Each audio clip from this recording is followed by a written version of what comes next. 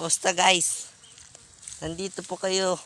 Nandito po ako sa tropa kong walang kwenta. Pero madaming kwinikwintahan. Yan po ang kalabaw. Hindi po pa umaandar. Pero umandar na po siya. Yan po. Yan po, nagmamatigas po ang kalabaw ni Tito. Nagmamatigas. Sabi niya, gusto niya po mapunta sa mga malalakas. Kaya gusto niya magpatigas sa akin. Pero hindi rin umuubra. Sabi niya, wag po, bata pa po ako. Shh.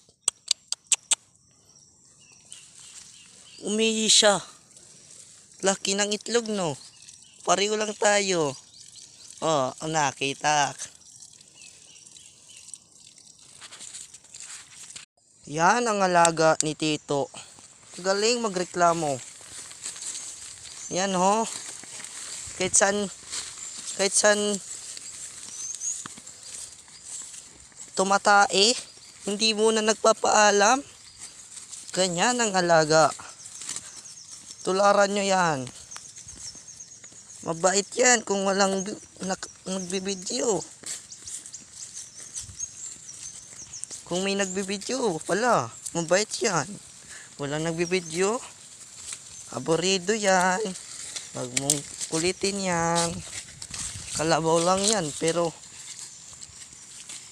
takot yan sa mga taong katulad ko. Katulad kong pogi. Katulad kong gwapo. Ganyan talaga ako.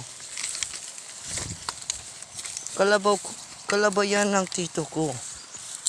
Siya ang pinaka-the best. Dahil siya lang naman ang highest record ng mundo eh. Siya lang naman ang pinaka matapang. Tignan nyo, napakabait.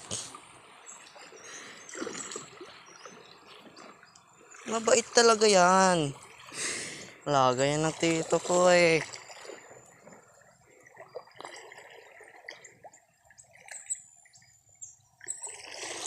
Sabi niya pa nga, magpakabait ka.